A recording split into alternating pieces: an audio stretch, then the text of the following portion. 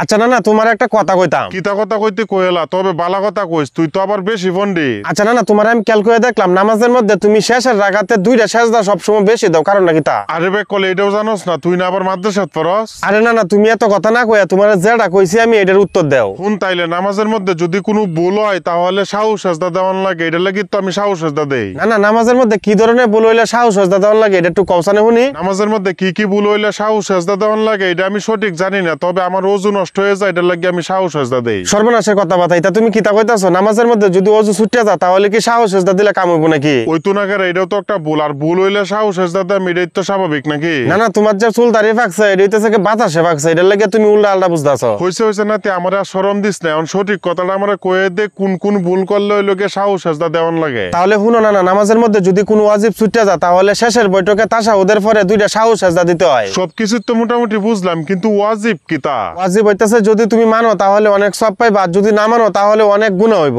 ওরে আল্লাহ, তাই নাকি? তাহলে সবটি ওয়াজিব তাড়াতাড়ি কয়ে দে, আমি শিখবাম। তাহলে মন দে শুনো, নামাজের ওয়াজিব হইতেছে 14টা। কি কি বিস্তারিত আলোচনা কর, আমি ব্যক্তি শিখলাম। 1 নাম্বার প্রথম 2 রাকাতে সূরা ফাতিহা পূর্ণ পড়া। আচ্ছা ঠিক আছে, বুঝলাম। 2 নাম্বার প্রথম 2 রাকাতে সূরা ফাতিহার সাথে সূরা মিলানো অথবা 3 আয়াত পরিমাণ পড়া। ঠিক আছে, এটাও বুঝলাম। 3 নাম্বার ফরজ নামাজের প্রথম 2 রাকাতকে কেরাতের লাগে নির্ধারিত করা। এটাও মনে থাকবো ইনশাআল্লাহ। 4 নাম্বার সূরা ফাতিহা অন্য সূরার আগে পড়া। এটাও মনে থাকবো ইনশাআল্লাহ। 5 নাম্বার নামাজের সমস্ত রুকন সুন্দরভাবে আস্তে ধীরে আদায় করা। এখন তাকে তাড়াতাড়ি করতাম না। 6 নাম্বার প্রথম বৈঠক করা, অর্থাৎ 4 অথবা 3 রাকাত বিশিষ্ট নামাজের 2 রাকাতের মধ্যে বসা। হাই হাই, এতদিন তো মাঝখানে আমি বইটুকি দিছি না, এখন শিখলাম। 7 নাম্বার উভয় বৈঠকে আত্তাহিয়াতু পড়া। এটাও সঠিকভাবে বুঝলাম, আলহামদুলিল্লাহ। 8 নাম্বার প্রতি রাকাতের ফরজ এবং ওয়াজিব গুলো তারতিব ঠিক রাখা। হাই হাই, এটাও তো আগে জানতাম না। 9 নাম্বার ফরজ এবং ওয়াজিব গুলো নিজ নিজ স্থানে আদায় করা। এখন তো শিখতাছি, অবশ্যই আমল করবাম। 10 নাম্বার বেতির নামাজের তৃতীয় রাকাতে কেরাতের পর যে কোনো সূরা পড়া। ঠিক আছে নাতি, বুঝতাম পারছি। 11 নাম্বার 2 ঈদের নামাজে অতিরিক্ত 6 তাকবীর বলা। এই তো সামনে ঈদ আইতাছে, এটাও কাজে লাগবো। 12 নাম্বার 2 ঈদের নামাজে দ্বিতীয় রাকাতে 3 তাকবীর বলা।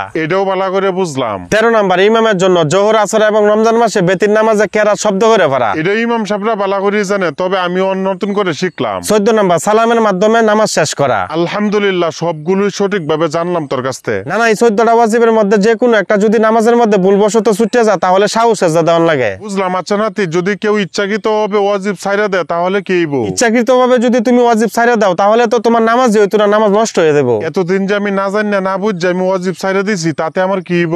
আল্লাহ তাআলার কাছে মাফ চাও, তাহলে আল্লাহ তাআলা মাফ করে দেব ইনশাআল্লাহ। আর আমি যে নামাজের মধ্যে ওযু ছুটে গেলে আমি সাহু সেজদা দেয় এতদিন নামাজ পড়ছি, এখন কি হইব?